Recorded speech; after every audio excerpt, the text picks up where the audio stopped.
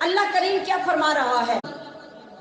فَأَحْيَاكُمْ ثُمَّ يُمِيتُكُمْ ثُمَّ يُحْيِيكُمْ ثُمَّ إِلَيْهِ تُرْجَعُونَ۔ قرآن کے اندر جا بجا اعلان کیا گیا کہ لوگوں تم کچھ نہیں تھے، تم مردہ تھے، تمہیں زندہ کیا، پھر مارے گا، پھر زندہ کرے گا، اور پھر تمہیں اپنی بارگاہ میں بلائے گا حساب و کتاب کے لیے۔ تو پتہ چلا کہ یہ سارے کام ہونے یقینی ہیں۔ کیا ہیں؟ یقینی ہیں، ان میں کوئی شک نہیں ہے، یہ سب کام ہوں گے۔ بے شک ایک ہی دن کا بچہ کیوں نہ ہو، ان سارے مرحلوں سے گزرے گا۔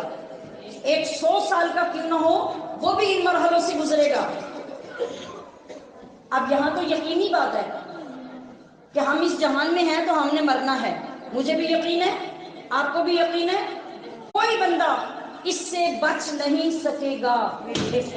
اب میرا سوال یہ ہے کہ اتنی ساری زندگی میں ہم نے کبھی ایک مرتبہ سوچا کہ جس نے یقینی طور پر اس دنیا سے رخصت ہونا ہے، اس کے لیے ہم نے کیا تیاری کی؟